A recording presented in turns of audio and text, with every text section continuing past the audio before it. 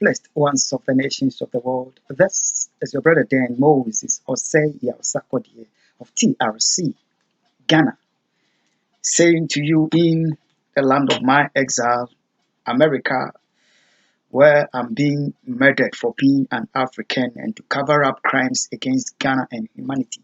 From that land, America, I say to you, welcome, welcome, Akwaba, Akwaba, Allen, Sahalen, Shagitam, welcome, Nganjoni, Benvindo, you are welcome. Whoso diwo to San Yusenyo, Okukulaba, Mauya, Mingalaba, Oye, Malamu, Karibu, Ekabo, no, o Sanu, de Zua, Kwang de Hena, Mitash, Duburo, Pejalovat, Bine I Vinit, Barigalust, Vita Iche, Ayubon, Dobridoya, Velkommen, Estan, Hozut, Walang, Anuman, Bienvenue, Bienvenido, Namaste, Swagetam, Kush Amadid, Baruch, Haba, Marhaba, Huang Yong Haminida, Huang Ying, Nyejeko, Anyamime, Nyejeko, Wezolo, Novio, Mia Wezo, Akwaba to the program Testimony New World Disorder. Testimony New World Disorder is the program through which we get to know what is happening to Ghana, America, humanity, and the nations of the world. In these times of global deception, delusion, and lies that are willfully made up by some of the very people that we trust to be there for humanity and the nations of the world, and yet have chosen to be the very people that are dealing with us by deception, delusion, and willful lies, and having brought our world into this current state. But we are most grateful to God, and we are not moved in the sense that through the same program, we as well get to receive some divine guide, divine direction, divine insight that we may know exactly what to do in these times of global man-made Jacob's trouble. It was willfully made by man. So we are grateful to God to have the opportunity to receive what to do as well. God bless you, and you are welcome. We begin by saying, welcoming you in various languages of the world, because we know we are dealing with um, an issue that troubles that borders on the entire human race. That is why God, by the grace, have given us a tongue in several languages. What I begin saying, Akwaba, Allen, Sahab, they all mean Akwaba. They all mean you are welcome. It's welcoming various nations to this program. So we are welcome. Humanity and the nations of the world. This recording expose is coming to us the 7th of July, July 2020, being recorded in the night of the 6th of July 2020. Blessed ones of the nations of the world, we, by the grace of God, have informed the noble Ghanaian people that we would start giving them um, what God has given to us as to what the nation and the blessed people must do in regarding uh, the huge, evil and diabolical uh, trap, plot that has been set against the nation by the global killing machineries, for which reason our people are dying in secrecy and in the open, and we are not even allowed to openly stand against that. I have told us that by the grace of God, I shall give to the nation. God needs me to let the nation be aware of what to do, what to do. So we are beginning from the 7th of July regarding what to do as specifically for the nation Ghana, that we all take it as also a prototype as to uh, various nations knowing what to do in these challenges that we are facing as members of the human race, humanity and the nations of the world. In the year 2009, I have made a presentation to the UN High Commission for Human Rights at the United Nations headquarters in New York. I had to go to the United Nations personally, in person, and submit uh, the document to the Office of the UN High Commission for Human Rights. A rep was called while I was at the United Nations, a rep was called on phone to descend the steps and come meet me personally, which I handed the document over to. In that document, we shall get to it, but in that document, it was telling the United Nations and the UN High Commission for Human Rights the problem that has been created by the US undercover agent, and which problem is affecting the entire human race. And the problem, I made the United Nations and UN High Commission for Human Rights to understand that it is a political, it has political roots, it has religious roots, and it has racial roots. So it was political, religious, and racial. So I tried to make the issue not to be so tensed. I had to define the problem as it being a P2R, where the P is political, 2 represented 2, so it means that twice of the R. Understand? So it could be PRR. In order to say RR, we say P2R. So it was political, racial, and religious. Humanity and the nations of the world. I said we will get to that, but for now, let's focus on. But in letting Ghana understand what to do, we would have to God, by the God-given direction that God wants us to give to Ghana, we would want them to know that we would have the religious, how to tackle the religious aspect of it, and then the racial aspect of it. But Ghana is a nation of a single, there's no diverse race, we don't have racial problem. So in the specific case of Ghana, it will be tribal. So we shall look at religious and the tribal solution that God has, by the grace, wants Ghana to receive. So we know that it is political, it is religious, and it is racial. But for the specific case of Ghana, political, religious, and tribal. So for now, we begin with a solution as to what God would want Ghana to know, so far as coexisting, accepting each other as a people, irrespective of our tribal inclination, our religious affiliation, how we would best be able to accept each other. So Ghana, we begin by taking the tribal aspect of it. Ghana, God wants our nation to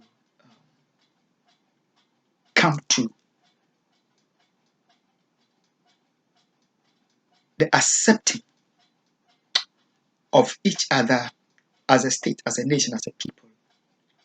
That no matter where we come from, no matter the tribe that we belong to, no matter the ethnic group that we belong to, God needs us to accept each other without regards to tribe which we belong to. Whether we are Ashantis, whether we are Fantis, whether we are Bronx, whether we are Nzemas, whether we are Ewes, whether we are Achems, whether we are Northerners, whether we are Kwisasis, whether we are Nanumbes, whether we are Sisales, no matter which part of which tribe that we belong to, God needs us as a nation never to exalt any particular tribe of the nation above the citizens of the nation or above other tribes of the nation, in order not for the various tribes of our nation, other tribes of our nation, not to feel downgraded, demeaned, downtrodden, unwanted, inferior in our nation. But that if there is any tribe that must be exalted in the nation, then that tribe should be the tribe of Ghana, where every Ghanaian would feel belonged, no matter the tribe, whether whichever tribe that we belong to, whichever ethnic group that we belong to, we would come to cherish ourselves as a people, one people, which are called the Ghanaian people, that we would not allow tribal division, tribal groupings, tribal inclinations to create a divide amongst us as a people. That we would accept each other as equal people, as the same people, as one people, that we will not value each other based on the tribe that we belong.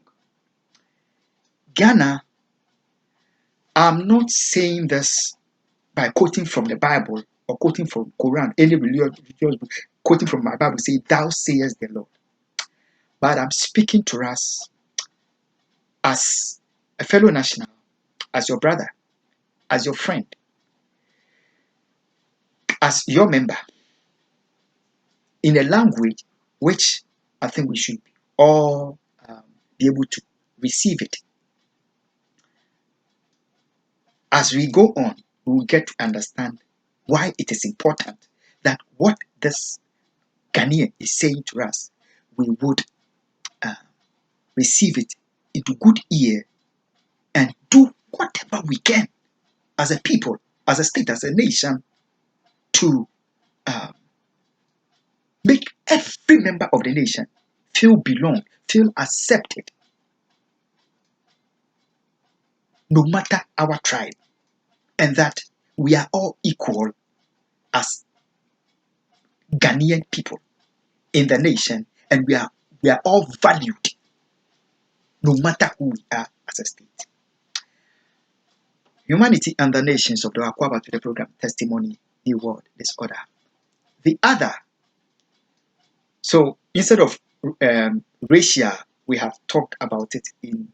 So if you are in any nation where there is a racial challenge, look at it from racial perspective.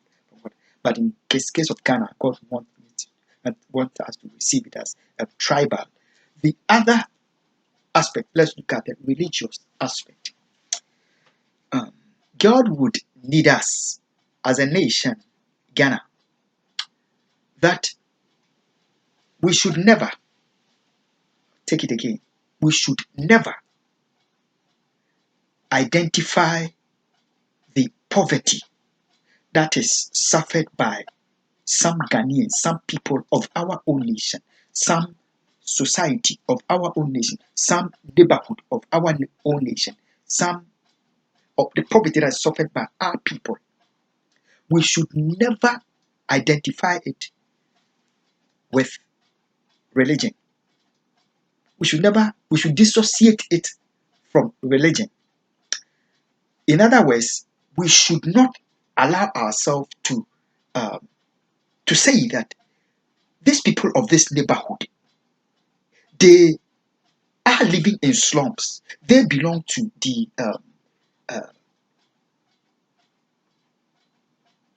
hard ways of life. They have that kind of difficult life because of the religion that they belong to, because of the religion that they practice. That is why their portion must be the dejected, the rejected, the downtrodden, the helpless, the oppressed, the suppressed of the land. I hope we understand that no matter which religious group that we belong to, whether we are Christians, whether we are traditionalists, whether we are Muslims, no matter religious inclination that we are inclined to, we should receive each other and see the state resources as something or worth equitably distributed amongst all our people without regard to religious inclination. We should not allow our religious group, our religious divisions to be tagged with poverty. That because these people are Christians, that is why their portion must be poverty, and uh, the rest of the nation should not care about it. No, we should not allow, um, say, this group of people, they are traditionalists. They are not Christian. They are not Muslims. That is why their portion must be the hard way of life. They should not receive uh, their due portion of the nation's resource. We should not allow it to be that for these people, they are Muslims, for which reason they don't deserve their equal portion of our state resources, or they don't deserve uh, the due support of our people as a state. Blessed ones of the nations of the world, Ghana, I'm speaking to us as a brother and as a friend. I am not speaking to us, thou sayest the Lord, here, that the Christian feels that he's talking to Christians, and I am a Christ. I'm not a Christian in Ghana, so this doesn't concern me. What I have said here, whether we are Christians or non-Christians or Muslims, it is important that we all receive this. We can know. Let me tell us this. Humanity, let me tell Ghana this. So we are dealing with the tribal aspect, and we are dealing with the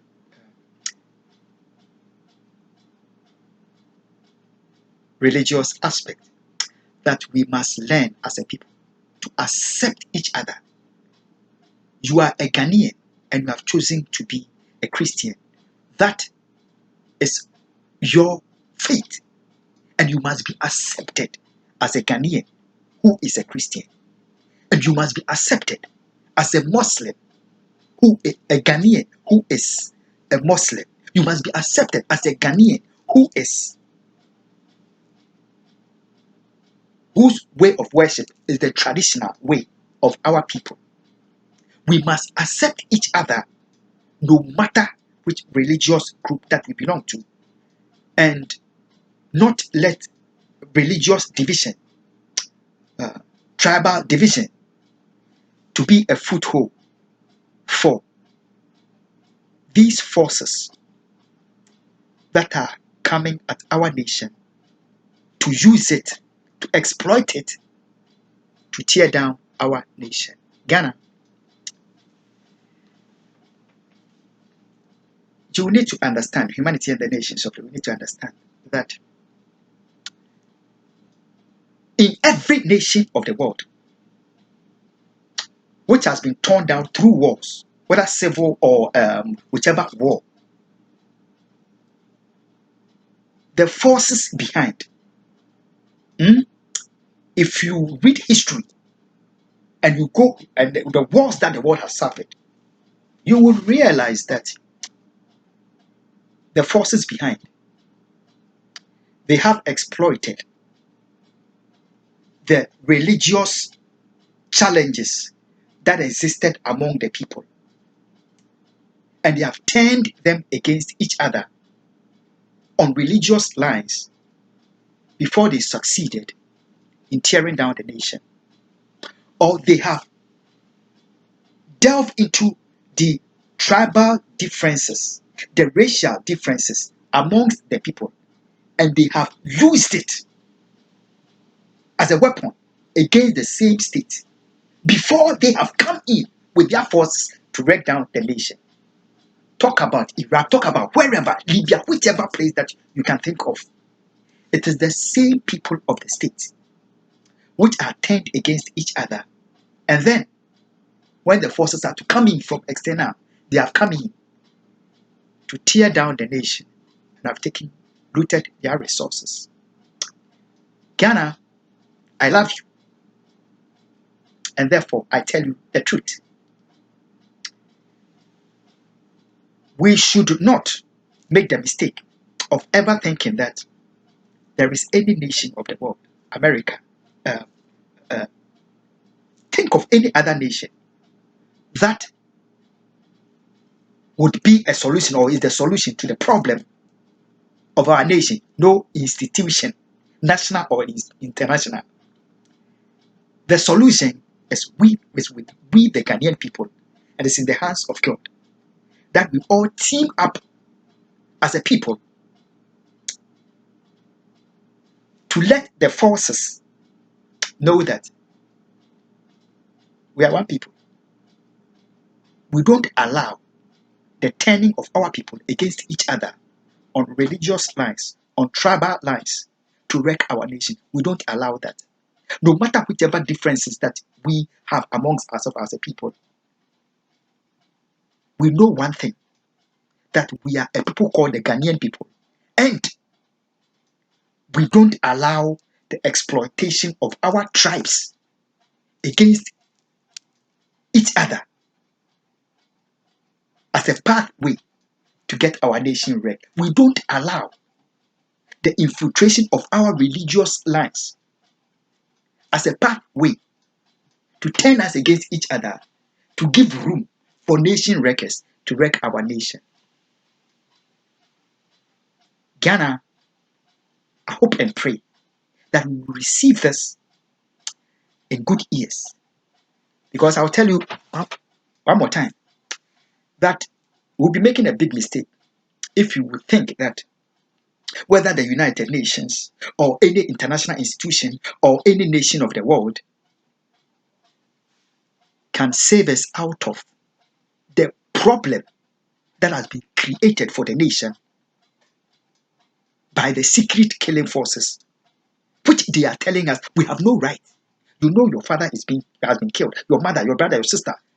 You know the killing machinery is going after our lives.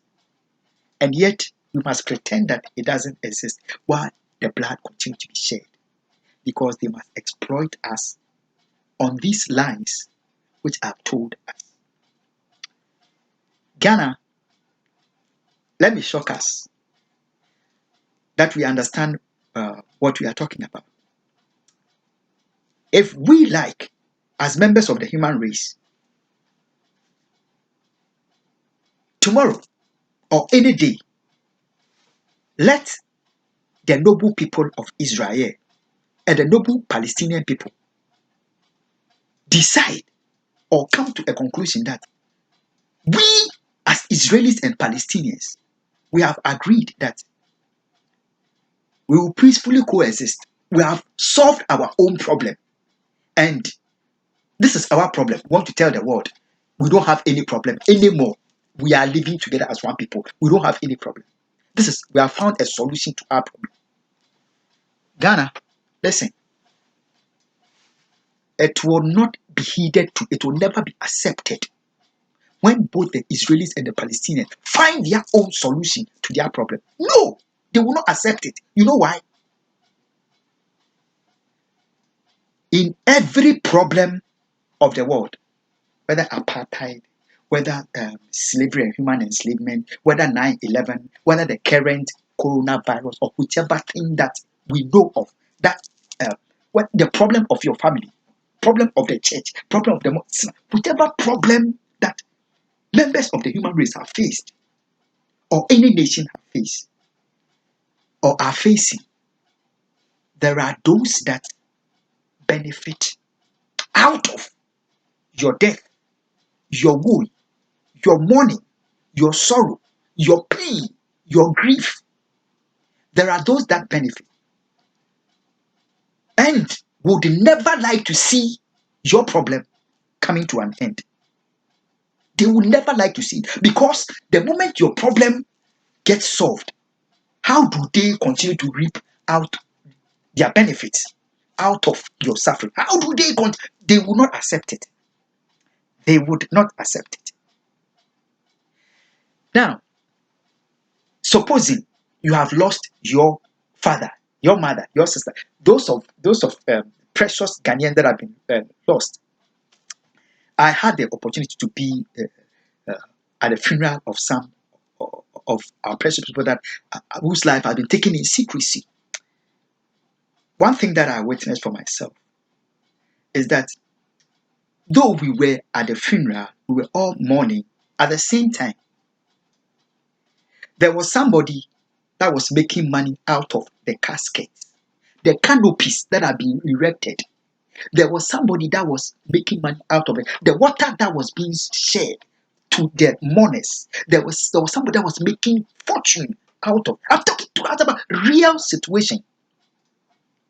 If the funeral didn't occur, how was the person going to make his or her money?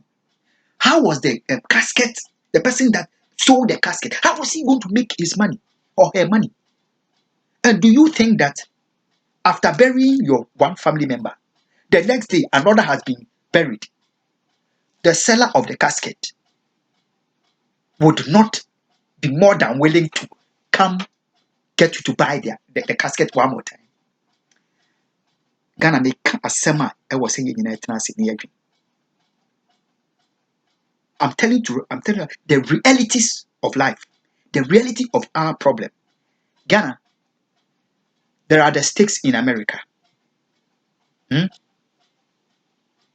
Very powerful states who are reaping their fortune at the expense of the bleeding of our people. Whether we are Muslims, whether we are Christians, like Reverend Dr. David Nam, whether we are diploma, whether we are religious leaders, whether we are young, whether we are male or female, that are getting killed in secrecy. There are those that are benefiting from our dying and will never want to see this evil being done to us come to an end. That is the reality of our situation as a state. It is not that God disliked Liberia. He dislikes Israel. He dislikes Palestine. That is why they should continue bleeding, or Congo should be wrecked, Sudan should be wrecked, other nations should be wrecked, and we are still intact.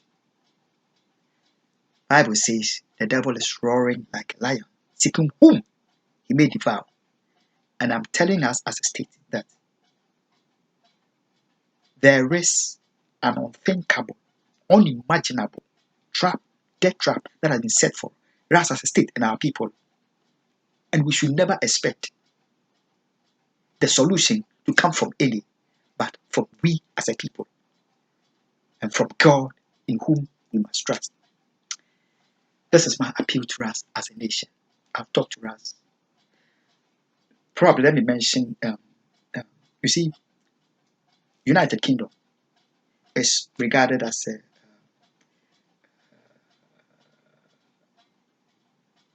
they hold so much to the faith, Christianity. The same applies to America. There are many nations of the world that are subscribed to Christianity, yet they are prospering. Listen, there are many nations of the world that subscribe to Islam. Saudi Arabia, United Arab Emirates, Qatar, many nations of the world that are that subscribe to Islam, and yet they are prospering, they are advancing, and are called advanced nations. There is Israel, which is a Judaist state. It is not a Christian nation, and it is not. We don't know this. Some of us because of the so much bond between the Judeo-Christian faith. We don't know that the nation, the state Israel, is not a Christian nation and it's not an Islamic nation. It's the Judaic. Their faith is Judaism, and yet they are prospering as a state, which means that we cannot, as a state of Ghana, identify this poverty being suffered by uh, some people of our nation and say that it is because of their religion. That is why they must have poverty as their portion against their due portion of the state resources. As I'm making, be sure say, if there are Islamic states that are prospering, there are Christian states that are prospering, there is Judaic state that is prospering, there are other Japan is not a Christian state. Many Asian nations, they don't subscribe to Christian faith or Judaism or Islam. They have the Eastern religion, and yet they are way advanced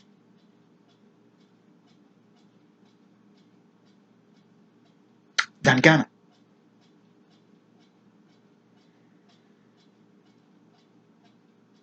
So it is not because uh,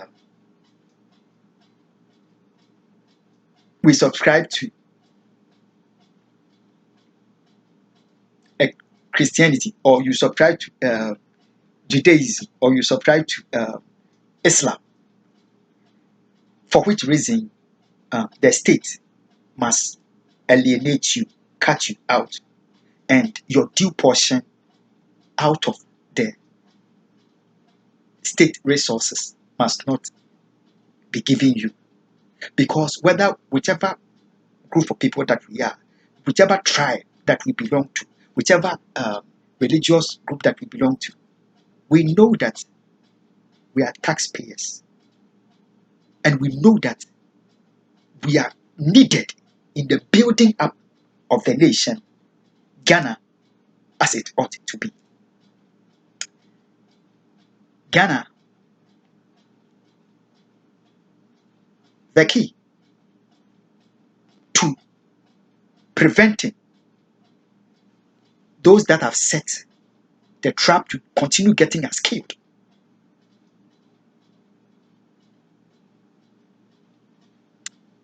One is what I've given you: accepting each other, no matter our tribal inclination, accepting each other, no matter our religious inclination, and let's give each other the due support as a people in our nation, and not give room for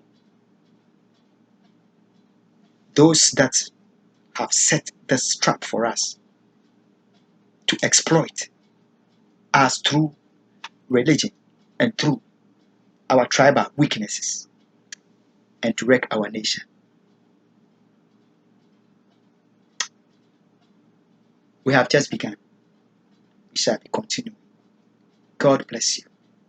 And God bless my homeland, Ghana. It is finished. Occupy till I come. It's what I receive of Christ Jesus, my Lord. And I give to you. God bless you. Christ, my Lord, is Lord, and I'm commending to you. Bye bye. God bless my homeland, Ghana.